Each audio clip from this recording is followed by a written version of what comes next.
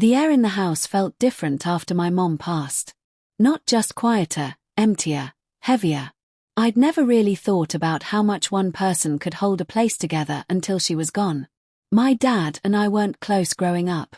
She was the buffer between us, always smoothing things over when his temper flared or when I dared to speak my mind. But when she died, it was just him and me, two people who barely knew how to talk to each other without her presence anchoring us. The funeral was modest, just the way Mom would have wanted. A few friends, family members with red-rimmed eyes, and neighbors who brought casseroles no one touched. Dad was stoic through it all, standing still like a statue. He didn't shed a tear, not even when the casket lowered. I told myself it was just his way, that grief doesn't look the same on everyone, but deep down I worried. He hadn't said much at all in the days following her death. We didn't talk about what came next. I stayed in my childhood bedroom for a few days after the service, not ready to return to my apartment in the city. I thought maybe I could help him sort through Mom's things, or maybe we'd have one of those long overdue heart-to-hearts where everything came out and something healed. That's not what happened. Instead, one morning over burnt toast and stale coffee, he said it. "I want you to marry someone," he said, like he was asking me to pass the salt. At first, I laughed, waiting for the punchline. But he just looked at me, dead serious. "You're 32, he said. "You're not getting any younger. And I made a promise to your mother." "A promise?" I stared at him, my jaw tightening. "You want me to get married, now?" He nodded like it was the most reasonable thing in the world. It was her dying wish. His words haunted me. A dying wish. My mom never said anything to me about it. We'd talked about everything. College, my dreams, the guys I dated, the guys she hated. But never this. Never something like this. I didn't know what bothered me more, the absurdity of the request or the possibility that she had really said that. I tried to picture her in those final days, thin and tired, whispering to Dad about how she wanted me to find someone to share my life with. Was that even fair? Was this love, or control dressed up as legacy? I pressed him about it that evening. "Who?" I asked. "Who am I supposed to marry?" He had someone in mind, of course. A man named Daniel. I remembered him vaguely, a quiet, polite guy who once worked with Dad in his construction business. He was maybe a few years older than me. Divorced. No kids. According to Dad, he was solid. "He'd take care of you," he said. "He's not flashy, but he's dependable." I wanted to scream. Was that what this was about? Finding someone who could take care of me? Had I not proven, in all my years of independence, that I was more than capable of managing on my own? Still, a part of me was curious. I hadn't seriously dated in over a year. Most of my energy had gone into work, travel, and taking care of Mom in those final weeks.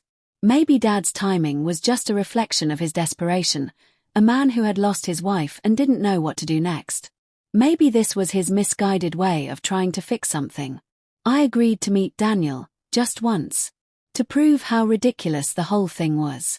Or so I told myself.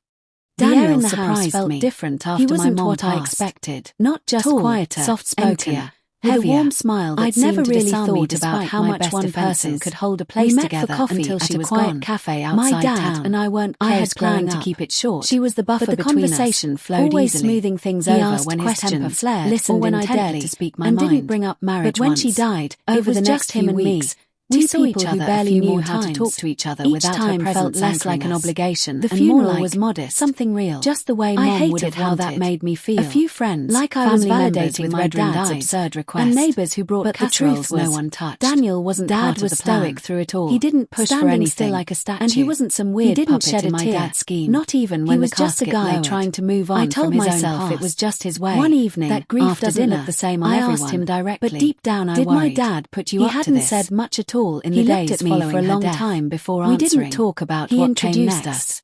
But I I stayed wouldn't in be my here childhood if I bedroom didn't want for a to few be. days after the service. His honesty caught me not off ready guard. to return to my For the apartment first in the time city. in a long while, I thought I maybe didn't I know could what help to him say. sort through Mom's And things. maybe that silence or maybe meant we'd have one something of was those beginning long to shift overdue inside me. heart-to-hearts where My everything dad came didn't out and ask for something healed. updates.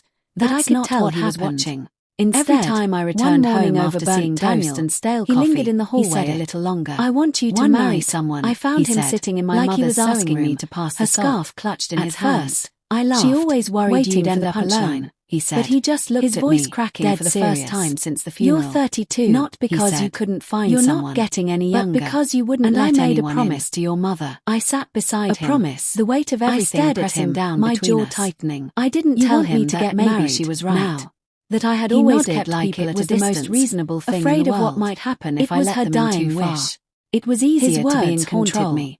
to A be dying safe. wish. But My now, mom never here I said was, anything to me about considering it. something I never We thought talked I about would. everything. I wasn't in love College, with Daniel, my dreams, not the yet. guys I dated, But I liked the guys him. she hated. Genuinely. But never this. And maybe that was never enough something to keep like going. this. My I dad didn't know didn't what say bothered anything me more. else that night. The absurdity But of when the he request, stood up, or the he put a hand possibility on my that she had shoulder. really said A that. rare gesture. I tried to picture One that her said in those more than final words days, ever could. thin and tired, Months passed, whispering to Dad Daniel about how she and I wanted kept me to seeing find each other, someone to share my and life the with. relationship Was deepened that in even ways I fair? hadn't expected. Was this love? He was or kind, control dressed patient, up as legacy? the kind of man I who pressed him listened about before it that speaking. evening. He didn't Who? try to fix me, I asked. and he didn't ask me Who to am I be anything supposed to more than marry? who I already was. He had someone One in evening, mind. Of we course, went back to my a dad's man house for named dinner. Daniel. It was the I first remembered time him all vaguely, three of us a sat down quiet, together since polite the guy funeral. who once worked The with air Dad in wasn't his tense construction anymore. business. There was He was laughter, maybe a few light, years older than me, unexpected, and something divorced, that felt almost no like kids. healing. According Later to that Dad, night, he was my solid. dad pulled me aside. He'd take "I'm care proud of of you," you, he he said. said. His I not blinked, flashy, stunned, but his dependable. not because I hadn't I heard wanted those to words scream. before. Was But that because what this this was time about? I believed them. Finding I someone who could realized take then care that of this me wasn't just about had I marriage not or my proven, mother's wishes. in all my years of It was independence, about breaking through that the I was walls more we'd than all capable built of to managing protecting ourselves ourselves from loss. Still, My a dad, part of me in was his own curious. flawed way, I had hadn't tried to honor seriously her memory. dated in over a year. I had tried to Most protect of my energy independence, had gone into work, and somehow, travel, in the and middle of taking all care that of mess, Mom in those final something weeks. honest had taken Maybe root. Dad's timing Daniel was just and a I didn't reflection rush of his into anything. desperation. We A took man our who had time. lost his wife There and was didn't no know fairy what to do tale next. ending. No Maybe grand this was gesture, his misguided just way quiet of trying to moments, fix something. growing trust. I and agreed to something meet I hadn't Daniel felt in just years. once. Hope, to prove Because how sometimes ridiculous the whole what thing feels was. like a ridiculous Also, request I told can myself, lead you to something real. And sometimes, what begins in grief can end in love, not just romantic love, but the kind that heals the spaces between people who've been broken by loss. That's the gift my mother left us. Not a dying wish, but a bridge.